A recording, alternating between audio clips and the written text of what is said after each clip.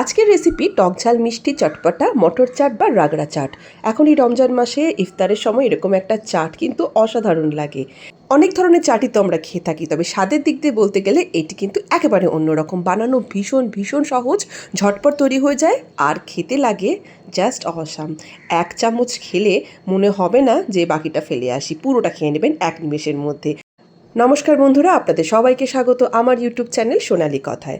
তো চলুন আজকের এই টক ঝাল মিষ্টি ঝটপটা রাগড়া চাট বানানোর জন্য দেখি কি লাগবে। দেখুন এখানে নিয়েছি প্রায় 250 গ্রামের মতন মটর। এটাকে ভালো করে ধুয়ে ওভারনাইট সোক করে রেখেছিলাম।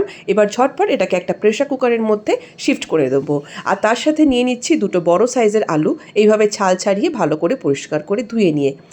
এই চাটে আমরা কিন্তু এই আলুটাকে গোটাই রাখবো, পিস পিস করব না। এবার পরিমাণ মতো জল দিয়ে তার সাথে দিয়ে দিলাম 1 চামচ করে লবণ আর 1 চামচ হলুদের গুঁড়ো।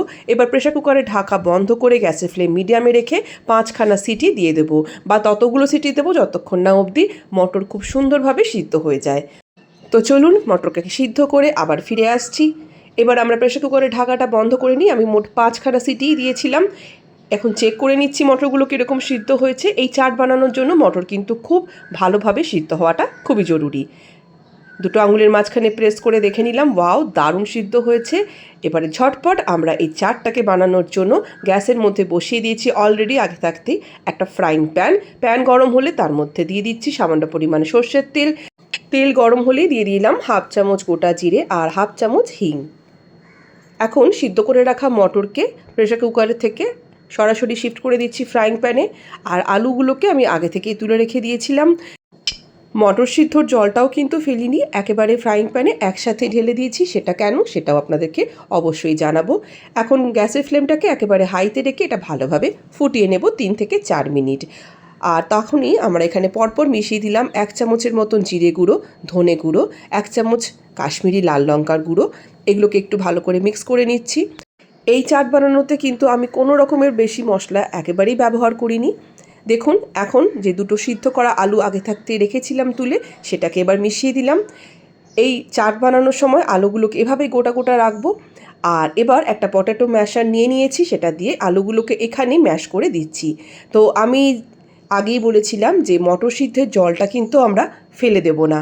প্রথমত তাতে চাটের টেস্ট ভালো হয়, আর দ্বিতীয়ত এই বয়েলড করা আলুকে এইভাবে এখানে ম্যাশ করে দিলে আমাদের চাট কিন্তু ইমিডিয়েটলি বেশ ঘন হয়ে উঠবে। তো সেই জন্য এক্সট্রা জলটা ফেলে দেওয়ার কোনোই দরকার পড়বে না। পোটাটো ম্যাশার বাড়িতে না থাকলে আলুটাকে হাত দিয়ে সিম্পলি চটকে মেখে নিয়ে তারপরে এর মধ্যে অ্যাড করে দিতে পারেন। ব্যাস তৈরি হয়ে গেল আমাদের দারুণ স্বাদের রাগড়া চাট। তবে হ্যাঁ, এটার প্লেটিং কিন্তু এখনও বাকি আছে। আর যেই চাট যত সুন্দরভাবে আপনারা প্লেটিং করবেন সেই চাট কিন্তু খেতে ততটাই ভালো লাগবে। তো চলুন ঝটপটে দেখে নিই কীভাবে এটাকে প্লেটিং করব। একটা প্লেটের মধ্যে পরিমাণ মতন চাট আমরা আগে তুলে নিচ্ছি।